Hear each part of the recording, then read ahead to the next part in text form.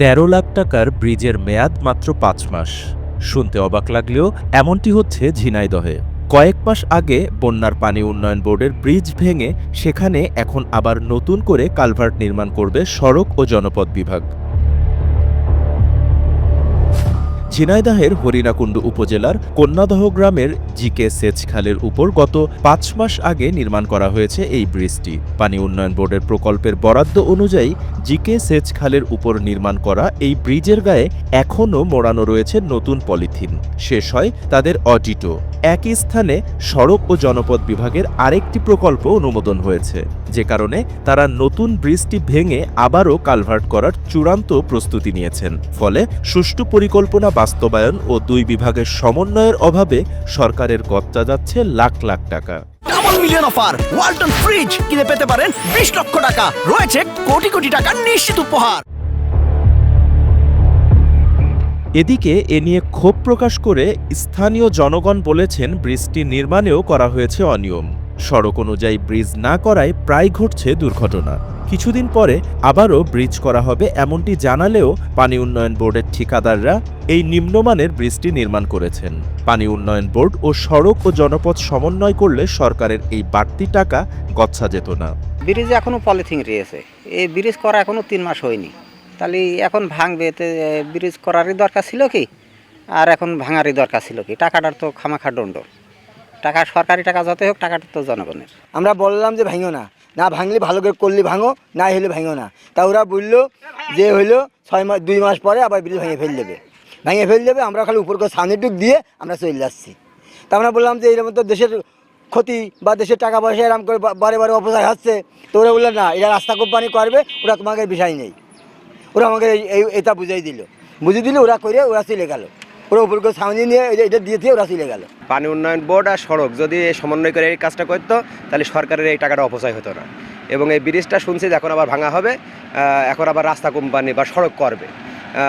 এই মনে হয় ২ মাস হয়েছে এই ব্রিজটা। এখন এই ২ মাস পরে আবার ভাঙবে, আবার জনদুর্ভোগ বাড়বে, আবার নতুন করে আসতে হবে, সরকারের টাকা খরচ হবে, জানি না কিছু। এই ব্রিজটা ৩-৪ মাস আগে হয়েছে, এখন নাকি এই ব্রিজ ভেঙে ফেলবে। তো এখন এই ব্রিজ ভেঙে ফেলে যদি নতুন ব্রিজ করতে হয়, তাহলে আমাদের লাভ হলো কি বা সরকারের লাভ হচ্ছে কি? ধরেন যে ব্রিজটা ৩ মাস হয়েছে, তো ৩ মাসে আমরাই বলেছি যে ব্রিজ ৩ মাসের ভিতরে, আবার ওরা যারা করিল ব্রিজ তারাই বললো যে 3 মাসের ভিতরে ব্রিজ ভাঙা পড়বে বা ব্রিজ হবে। তো সরকারের এত কত টাকা আছে যে ব্রিজ 3 মাসের ভিতরে আবার ভাঙতে হবে বা ভাঙলো বা এখনই ভাঙতে আসছে, তো কারণ কি এর? তবে এ নিয়ে ভিন্ন বক্তব্য পানি উন্নয়ন বোর্ড ও সড়ক ও জনপদের কর্মকর্তাদের। এই ব্রিজের যদি অক্ষত রেখে আমাদের রোডস যদি ব্রিজ করে, আমাদের জন্য এটা ভালো হয়। আর ভবিষ্যতে পানি উন্নয়ন বোর্ডের যে সকল ব্রিজ অন্যান্য সংস্থা, roads and highway, LGD, PIO যদি করে, অবশ্যই যেন পানি উন্নয়ন বোর্ড থেকে এনওসি বা নিয়ে ব্রিজগুলো করলে, সমন্বয়ভাবে করলে হয়তো ভবিষ্যতে আমাদের এরকম কোনো হতে না পারে, ভুল বোঝাবুঝি যেন না হয়। ওখানে যে ব্রিজটা বর্তমানে আছে সেটা খুবই ন্যারো এবং মানুষের যাতায়াতে অসুবিধা হচ্ছে, অ্যাক্সিডেন্ট হচ্ছে, এটা আমরা শুনতে পারছি। আমরা ওয়াটার বোর্ডের সাথে ইতিমধ্যে যোগাযোগ করছি এবং আমরা হয়তো এই সপ্তাহে একটা ভিজিট করব যে এখানে এই ন্যারো ব্রিজটা কীভাবে ডিমলিশ করা যায় বা কিভাবে মানুষের ভোগান্তি দূর হয়, অর্থাৎ স্বাভাবিক যাতায়াত কিভাবে ভোগান্তিমুক্ত করা যায়, সেই বিষয়ে আমরা যদি ব্রিজটা ডিমলিশ করার প্রয়োজন মনে করি আমরা উভয় দপ্তর, তাহলে ওইভাবে আমরা একটা প্রতিবেদন পাঠাবো ওয়াটার বোর্ডকে।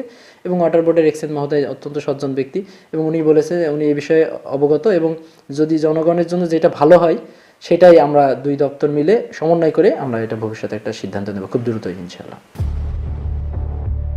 কন্যাদহ গ্রামের জিকে সেচ খালের উপর ২০২৩-২৪ অর্থবছরে পানি উন্নয়ন বোর্ড ১৩,৫০,০০০ টাকায় ব্রিজটি নির্মাণ করেন। ব্রিজটি ভেঙে একই স্থানে একই অর্থবছরে সড়ক ও জনপথ বিভাগ প্রায় ১,৬০,০০,০০০ টাকা ব্যয়ে নতুন কালভার্ট নির্মাণের উদ্যোগ নিয়েছে। SA TV digital.